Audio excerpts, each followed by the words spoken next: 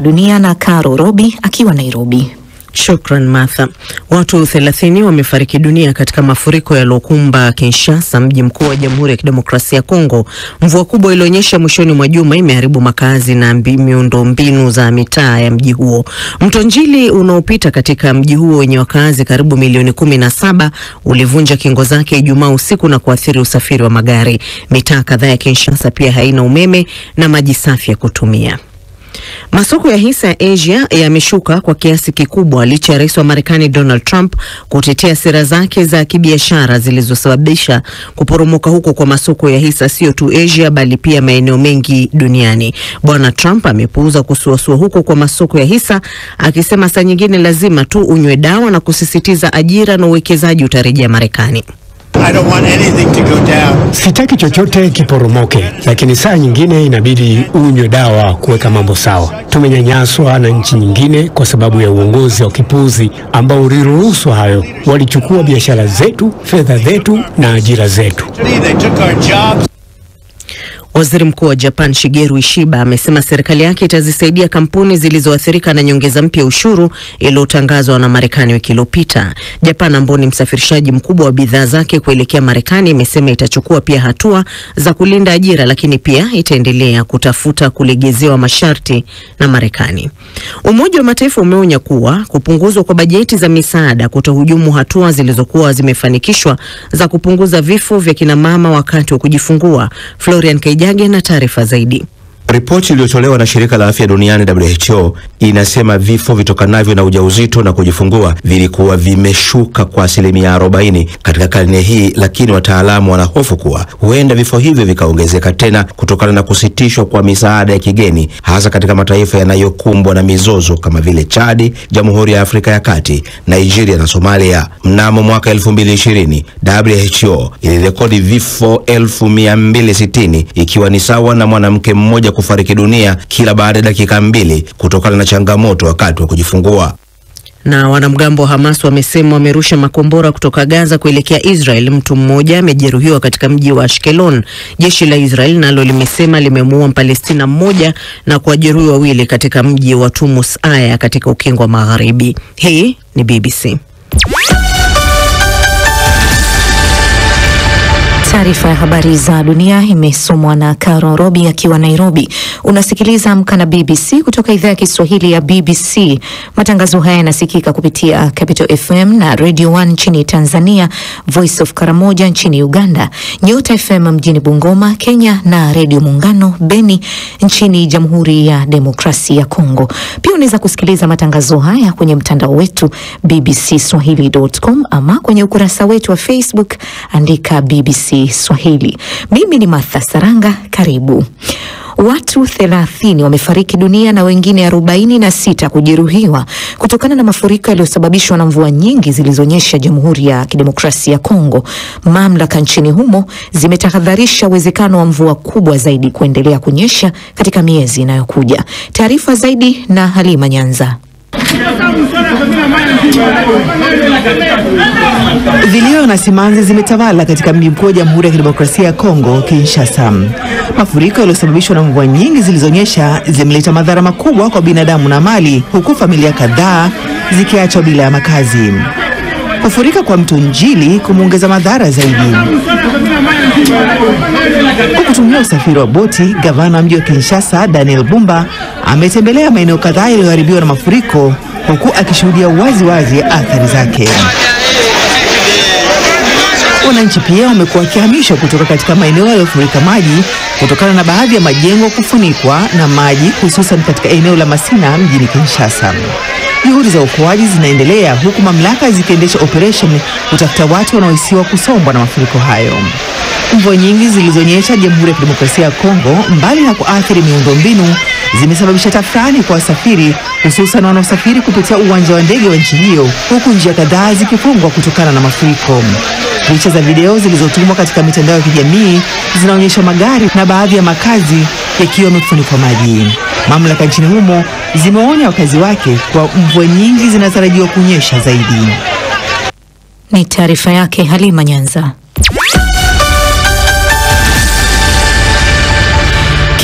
Kimeibuka kikundi ndani ya chama kikuu cha upinzani Chadema kinachojiita G55.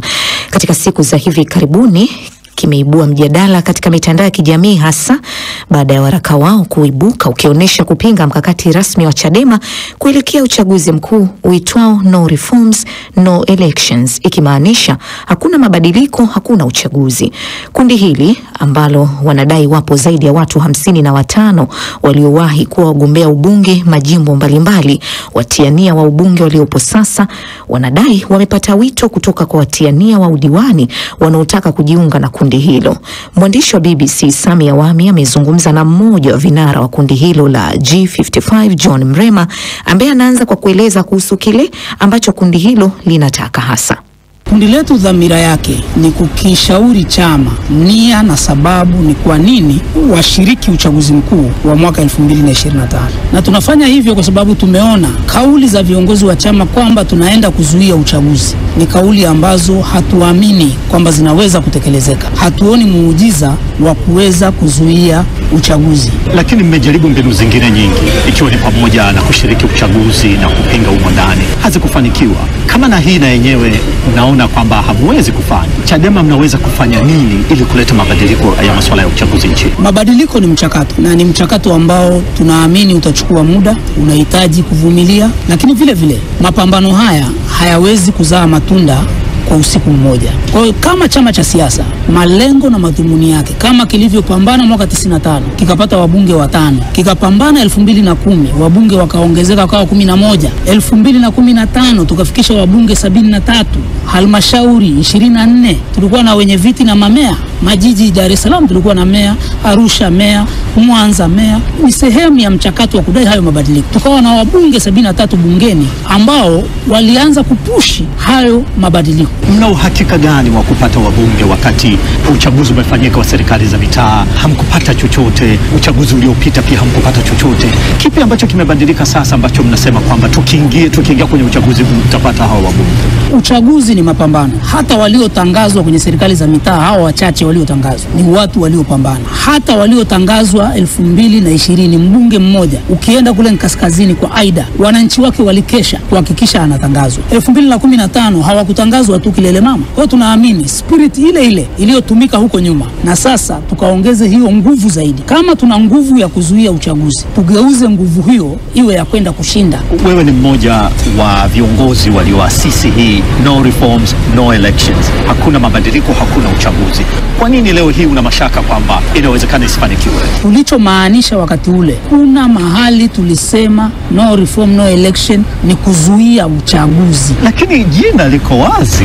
Kuna mabadiliko, hakuna uchaguzi. Hatukumaanisha kuzuia uchaguzi. Tulimaanisha kukusanya nguvu za wadau, taasisi za dini, asasi za kiraia, wananchi wote, tubebe hilo wimbi kama tulivyofanya mwaka 2012 wakati tunashinikiza uandishi wa katiba mpya. Ni kama unapiga chenga. Hakuna mabadiliko, hakuna uchaguzi. Hatujawahi kumaanisha hakuna uchaguzi, ni kuzuia uchaguzi, kwa sababu tunajua gharama ya kuzuia uchaguzi ni nini. Kwa hiyo leo tunapozungumza kwamba no election maana yake ni kuzuia uchaguzi, unazuiaje uchaguzi huko nje ya huo uchaguzi? Ni John Mrema, mmoja wa vinara wa kundi ndani ya Chadema linalojiita G55, katika mazungumzo na Sami Awami. Wakati kombe la dunia la FIFA linatarajiwa kufanyika mwaka ujao, kwa sasa kuna kombe jingine la dunia la soka likiendelea kwa akina bibi.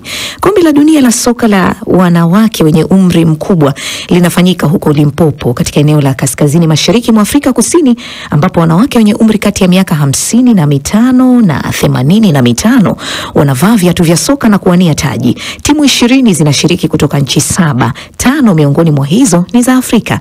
Akina bibi hao wanasema soka limetoa changamko mpya katika maisha yao.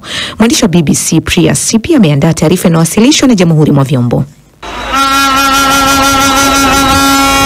Hizo ni sauti za vuvuzela na mashabiki wakiwa katika uwanja wa soka wa Limpopo nchini Afrika Kusini. Ni sauti za kawaida katika mechi za kandanda kama hizi. Tofauti ni kuwa hiki ni kinyang'anyiro cha kuwania kombe la dunia la soka ya wanawake walio kwenye umri mkubwa, umri wa kati ya miaka 55 na 85. Kwa Bi Anani aliye katika umri huo mkubwa wa miaka 60, anasema anachokipata katika soka ni zaidi ya kuwa ni mchezo tu. It keeps us healthy. Mazoezi haya yanatufanya tuwe na afya bora. Nilipokuja hapa nilikuwa natumia dawa chungu nzima za maradhi yasiyoisha, lakini siku hizi najisikia buheri wa afya na usikia mwili wangu uko sawa. Mchezaji wa soka kimataifa ninayemshabikia sana ni Messi. Wakati mwingine nikiangalia soka kama yeye anacheza, nilikuwa najiambia kama ningalikuwa na umri mdogo zaidi na ningekuwa mwanamume ningependelea kucheza kama yeye. Timu zinazoshiriki kinyang'anyiro hiki ni 6 kutoka Afrika, Marekani na Ufaransa. Ni mashindano yanayofanyika kwenye kipindi cha siku 3. Mbali na kwamba mabibi hawa wanasema soka imechangia katika kuboresha afya zao za mwili na kiakili, pia wamekuwa wakiondoa dhana za kizamani kuhusu uzee. Kwa sasa mabibi hawa ndio wapeperusha bendera wa kunadi na kuhamasisha wenzao wenye umri kama wao kuwa mstari wa mbele katika kujihusisha na mazoezi ya viungo ikiwemo kucheza soka, kwani kwa wao umri ni nambari tu. I'm 16 years old now. Nina umri wa miaka 60 kwa sasa, lakini ninapokuwa kiwanjani najihisi kama na miaka 16. When I'm in the ground I feel like I'm 16 years old. Na taarifa hiyo inatupeleka viwanjani kwake Shadrack Mwansasu. Na asante sana Martha Saranga. Kwamba tuanzie na taarifa kuhusiana na ligi kuu ya soka ya England ni kwamba licha ya jana Jumapili vinara Liverpool kuchapa bao 3-2 na Fulham, kocha wake Moranz Arne Slot amesema kwamba bado anayo matumaini ya kuweza kutoa taji msimu huu, wakiwa wanahitaji alama 11 tu katika michezo 7 iliyosalia ili kuweza kutoa taji la 20. Matokeo mengine, Brentford wao katoka sare bila kufungana na Chelsea, Tottenham wakiwachapa 3-0 Southampton, huku derby ya Manchester ikimalizika kwa sare ya kufungana. Leo hii Jumatatu Leicester City wako nyumbani kwa kukaribisha Newcastle United. Lakini wakati huo meneja wa Manchester City Pep Guardiola amesema kwamba amesikitishwa na nyimbo zisizokuwa za kiungwana, nyimbo za matusi hizo zilizokuwa zikiimbwa na mashabiki wa United zikimlenga mamake mchezaji wa City Phil Foden. Foden alilengwa na nyimbo hizo katika kipindi cha kwanza cha mchezo wakati huu, lakini klabu ya Southampton imekuwa pia ni klabu ya kwanza kuweza kushuka daraja, ikibakia na michezo mingi zaidi kabla ya msimu kumalizika, ikiwa ni mwishoni kabisa kwa alama 10 katika msimamo.